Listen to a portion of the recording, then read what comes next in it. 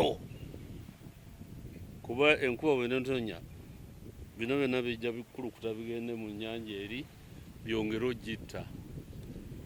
This is fact. It is not politics, it is technical. Nze siri mu byabufuzi ndi muki technical. N'olwekyo ekisookera ddala ennyanja eyo oba wa environment oba NEMA oba ki njagala 200 meters kati wali akolerawo ki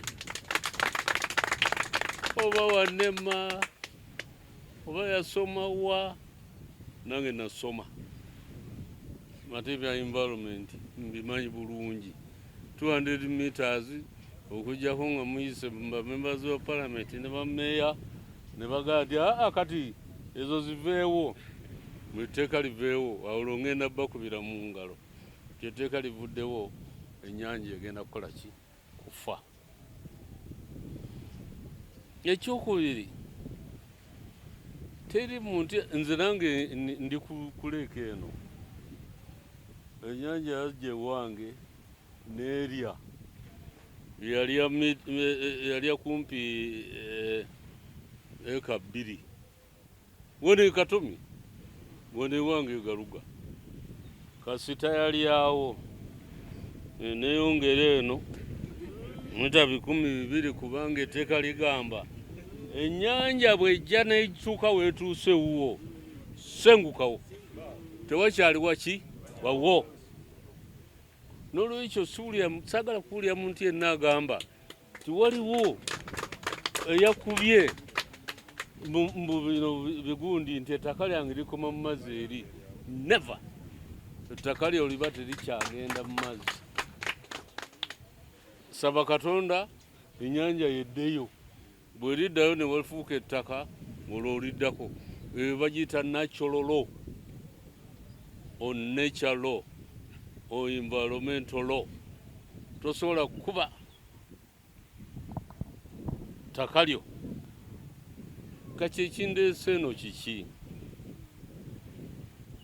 Nawulidde okukaaba.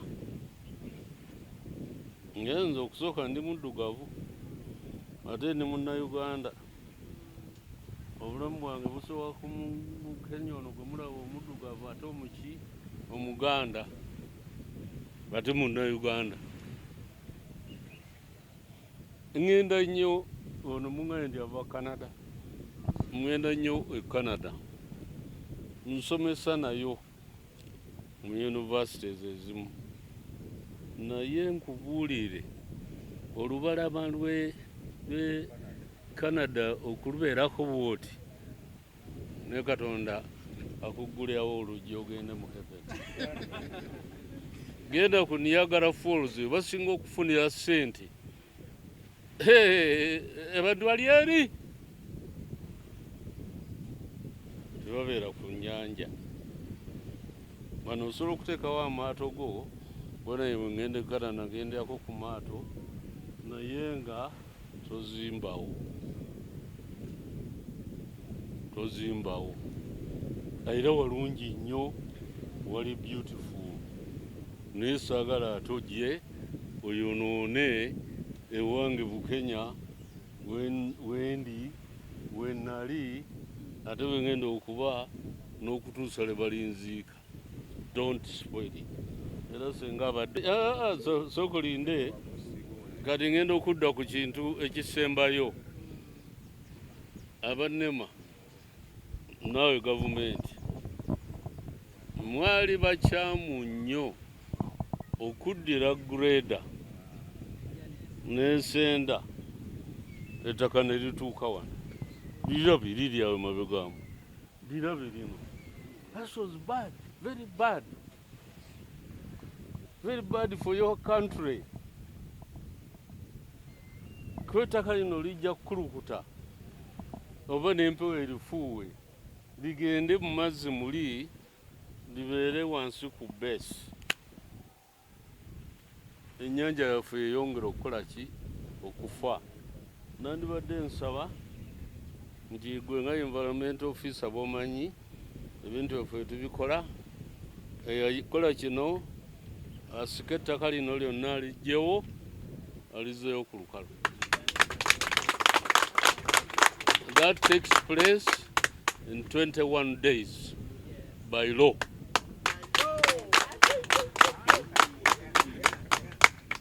Kuba lino lijja kunyonoonera ennyanja.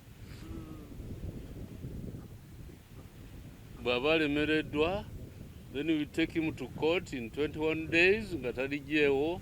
We take him to court and agende ne court ffe gavumenti ya Uganda ejje likole ki lirijjewo.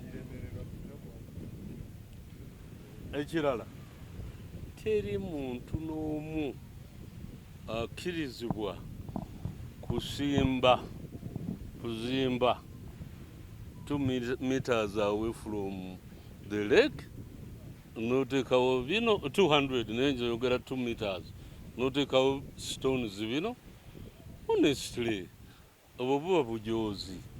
N'oli owawali eri njogera ne Osiwaali, omukyalo oli yateeka gali amayinja naye alina okugaggyawo. Erikwasibwako gavumenti nga yennannyini lyo. Ate gavumenti neteekawo nti otyo nga bw'onnyambye bw'otyo okuva ku lubalama lw'ennyanja njagalayo meters 200 nga totaddeeko kintu na kimu. Naye bwe ntunulira wano wonna mwena temuli mu mateeka. Ate sisobola kuleeta wano nnema netingatinga ejjewo buno bonna obuyumba.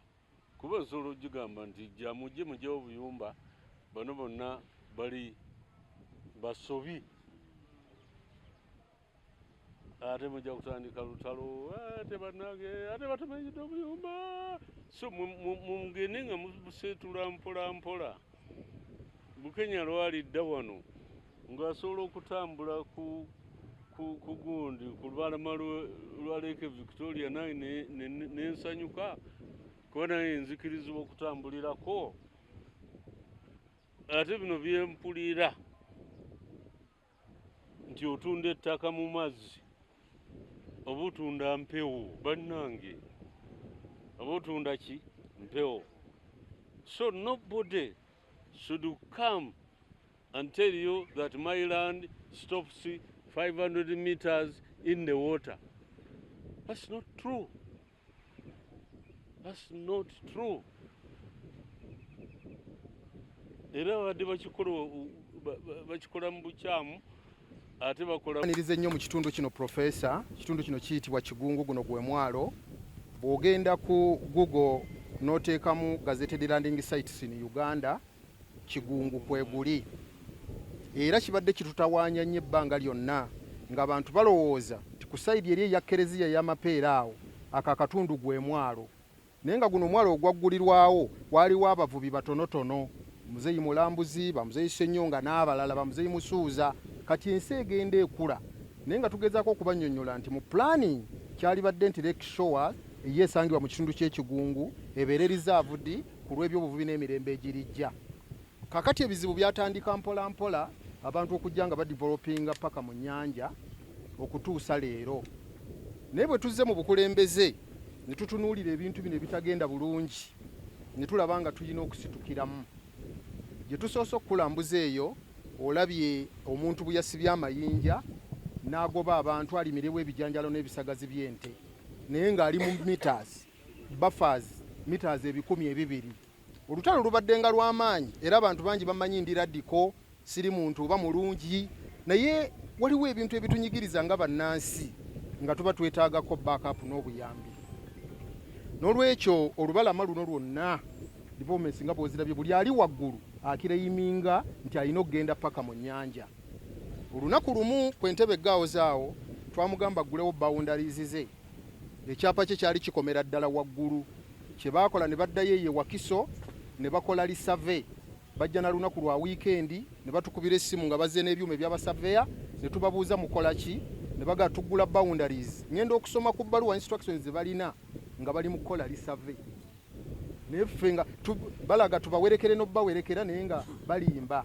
kati bagenda okukwata meters nga zibeetaagisa okuvuga eryato bagende mita 10 mu nnyanja ne tubagamba mulabye tebisoboka kati ekiri wano profesa ku lubalama buli omu agoba nga bwolabye buli omu agoba muvubi wano bwe tuyimiridde omwami oyo yajja investor muzungu oyo yosooka wabawo nnyo okusika omuguwa ng'atandika ebintu ebyo ebiseera ebyo nali kansala kati twagenza okulaba ng'era ttukiza wali babagobye wenkulaze owakatimba ke tuyingiddemu agamba bamuviire wano omuzungu naye aleese amayinja gano atandise okugateekawo ne tugamba nno buli lwe tuleka nti oluusi tekiniko wingi egyekola emirimu gino ebintu bituyitako ate ne batujuliza kooti nti oli bw'amala okuzima n'ekigenda waggulu okumenya weetaaga kooti order kaneŋŋamba nedda nga bannansi ebimu tugenda kubyekolera amayinja gonna ge bateekawo nga tegannagendamu seminti na musenyu tetulina gwe tugenda kukkiriza kukikola era ng'abantu beerimbika mu kugamba nti nema